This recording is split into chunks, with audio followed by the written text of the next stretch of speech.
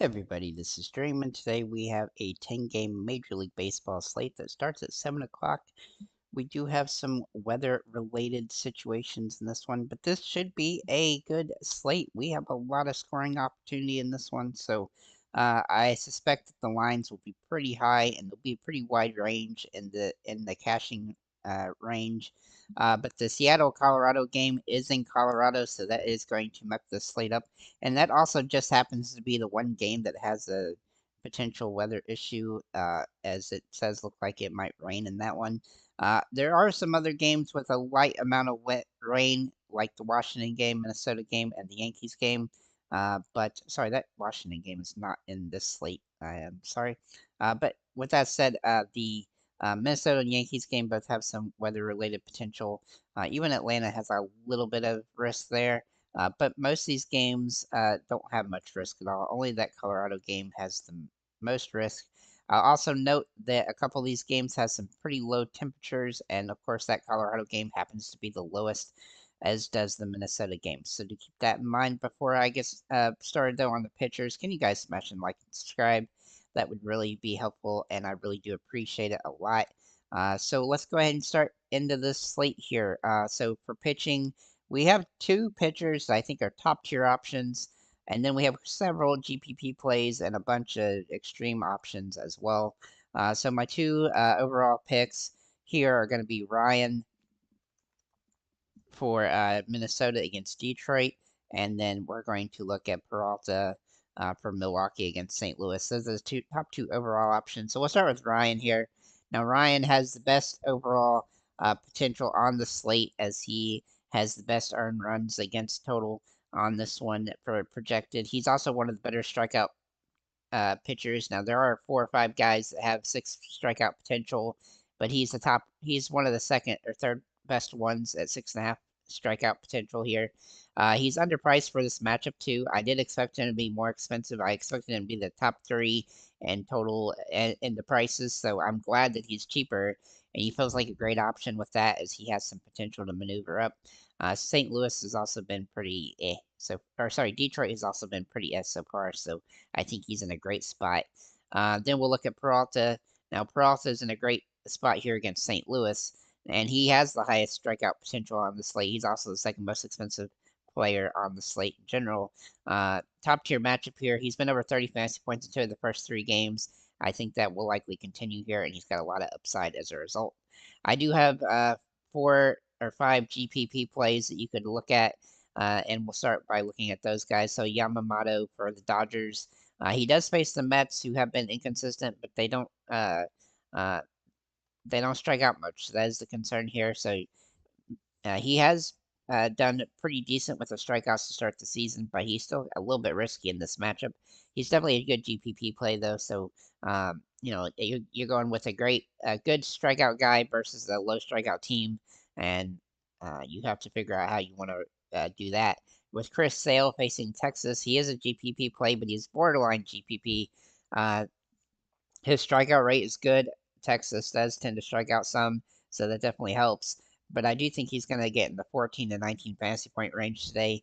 His earned run average and the home run potential here for Texas is too high to make him a good play. But I do think he's a GPP play, at least on the slate. Montgomery for Arizona is in a very solid matchup against San Francisco. The K rate can be inconsistent, but he's facing San Francisco, which gives him a boost. And this game is at San Francisco. Obviously, he has not started yet this season, but he had some rough games in the minors and the rehab, but he definitely carries some potential in this one. Then we'll look at Schmidt for the Yankees against Tampa Bay. Tampa Bay has not really been as good this season as they were last year. And with this game, though, it should be somewhat of a high scoring game. However, he has 15 to 20 fantasy point range here, so he's worth a P play, but I am playing him lightly in my big time and in my mass amount of lineups. I would not use him very much. Looking at Flaherty for Detroit, he is a kind of contrarian option today against Minnesota. The big boost here is that Minnesota will likely strike out a lot, as they are one of the worst strikeout teams. And he has a pretty good strikeout rate. If he can limit home runs, then he should be able to manage a decent fantasy game here. though he has struggled off and on throughout the start of the season. He does have some potential here as well. So I do think he has some upside in this matchup, so he's definitely worth a look. That's pretty much what I have for pitchers. The extreme options and Snell, Manea, McKenzie, Waldron, Gibson, and Boyle are all interesting options, but they're probably not worth the risk today. Uh, Creamer is also a extreme play for Baltimore. And then we do have a couple Hail Mary options and Marsh and Heaney, and also Rodriguez, who's the cheapest pitcher on the slate, but they are definitely extremely high risk on this one. So I do think that the Ryan and Peralta are the best overall options. Looking at our catchers, we have a lot of good options at catcher today. This is a pretty deep position. I do think Adley Rutschman is one of the best options. He has really good metrics for this game. He has some home run potential. He's only had one to start the season, but I do think this will be a good game for him. I also like Cal Raleigh for Seattle. I think Seattle is going to be a popular stack because they're playing in Colorado, and Raleigh is one of the few guys that has a lot of home run potential even if he's not in Colorado. So I do like his upside here. And he's been pretty solid in certain games, at least. And he does have that home run upside. For some value plays at this position, you can look at Francisco Alvarez for the Mets. He's been inconsistent, but he has some home run potential today. I also like Jonah Heim for Texas against Atlanta. He's kind of a one-off option here, but he has hit the ball very well, and he has good hitting metrics for this game. Mitch Garver for Seattle, also a contrarian option. He's not really hit the ball very well so far this season, but his last game he hit a home run, and now he gets to go into Colorado and have some fun as well. And then if you want to cheapen up a little bit more, Travis d'Arnaud looks like he's in a really solid situation today, as long as he's in the starting lineup. Maybe in a first base. Excuse me. Um, this is a very deep position today. You can kind of figure out who you like from any perspective.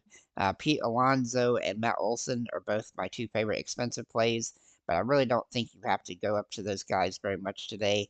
And their metrics aren't as good as I'd like them to be for their price. I think Josh Naylor has a lot better metrics, and he's been absolutely phenomenal to start the season with 4 home runs and a 320 batting average. So he looks like a very solid play today for Cleveland, and I do like him quite a bit. But if you wanted to go a value play, Ryan O'Hearn, oopsie, where is he? For Baltimore, looks really good today. I think Baltimore should be a stackable team. Uh, I will also show you the stacks at the end of the slate.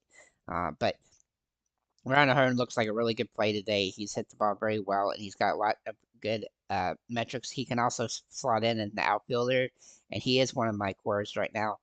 Ty France also looks like a good play for Seattle in this one if you're trying to get a lot of Seattle potential. And he's definitely, definitely, excuse me, definitely a guy you can go to. You could also look at Vinny Pasquantino for Kansas City as kind of a one-off option as well, as he's hitting the ball pretty well and has a nice home run upside today.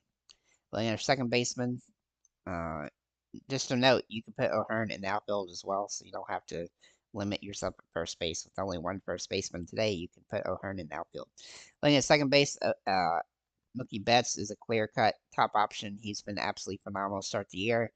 He did go 0 for 4 in his last game, but he should bounce back here, and the Dodgers should be able to score a lot of runs in this matchup. I like his upside. He's priced way high though, so he is going to be hard to roster. But he has that second base and shortstop positioning. For Simeon for Texas, also very interesting today. He's also kind of a one-off here at second base. I think Texas does have a stackability to them today, but they are risky because they are going to get to Chris Sale, who will likely strike out a bunch of them.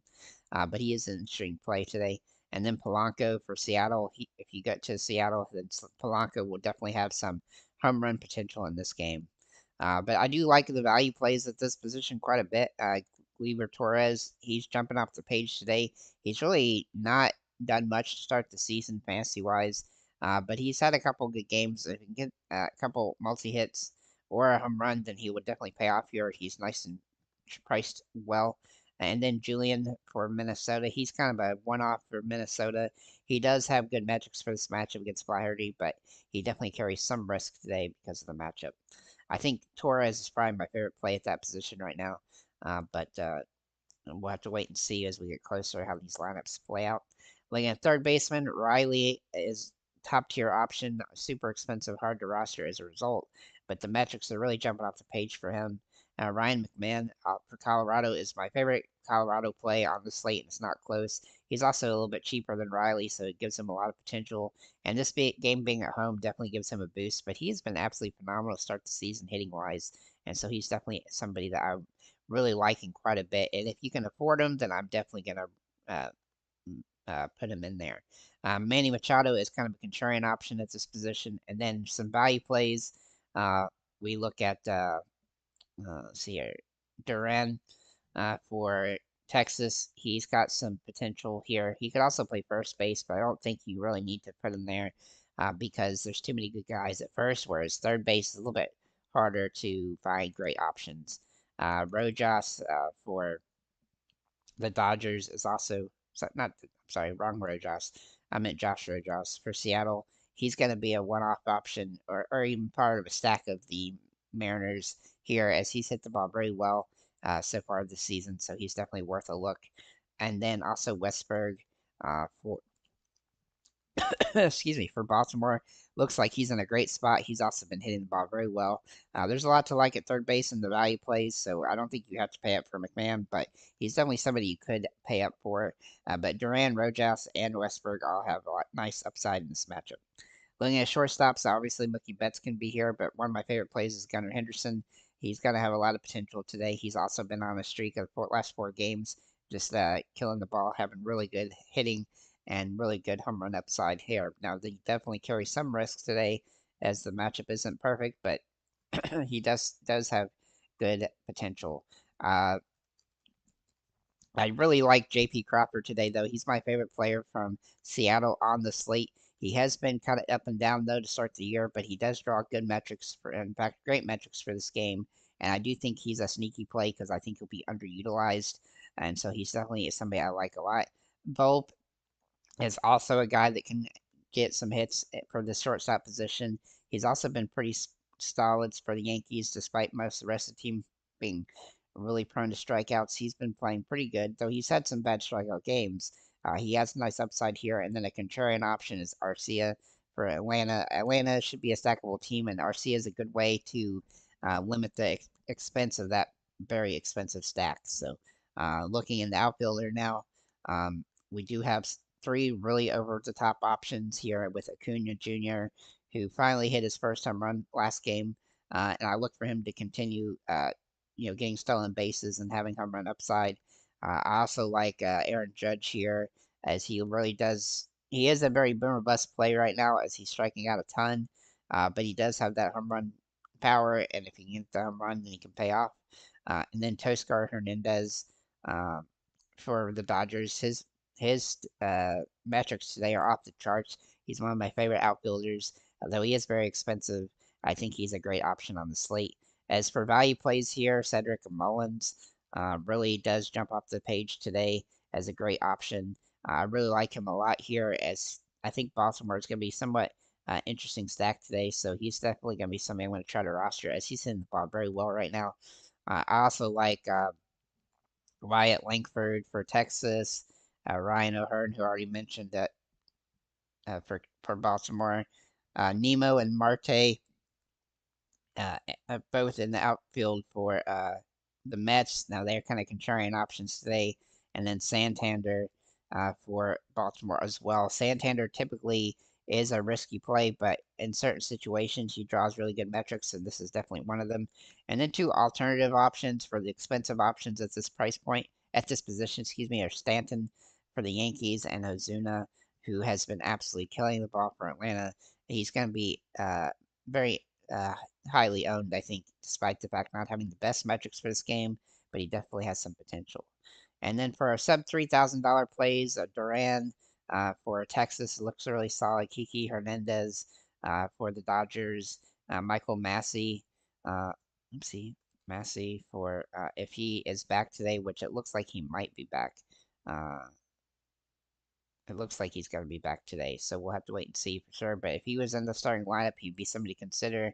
And then Brett Beatty, uh, he would also be somebody that consider if he gets into the starting lineup today, as he is day to day. So with that said, let's get the stackable options up here on here, and I'll explain this here. So here's my stacks for today. So the top stacks are Seattle, Toronto, Atlanta, Kansas City, New York Yankees, Tampa Bay, and Baltimore. It's gonna be a very high scoring day. I think there's gonna be a lot of home runs. And then what I've done is I've ranked the players individually. So my favorite player for a Seattle stack is Crawford, then Polanco, then Raleigh, then France, then Rojas. Now, typically you would just take I typically just have five, but a couple of these teams have, 6 or 7 guys that have a lot of potential today. So, um, so this is kind of the order of the stacks, and then the order of the players for each individual stack. So you could run any of these types of stacks and probably feel pretty good, especially on these top ones. But if you want to go contrarian, I've put the best options from each team in a stackable situation the rest of the way. So there's a lot of different ways you could attack this slate. Obviously, the Seattle stack is going to be popular, I guess, because they're in Colorado. Do keep in mind that Colorado's lineup is not all that great. So even though that this is very stackable today, it's not typically a stackable team. Toronto and Atlanta both have really good upside in this matchups, and I think they're going to be very favorite stacks.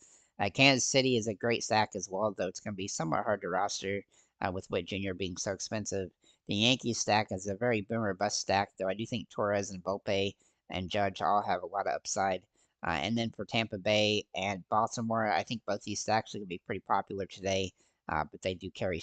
Tampa Bay carries more risk than Baltimore does. Looking at the bottom stacks, the Colorado stack is really not all that great, but I do think you could have the one-off with McMahon.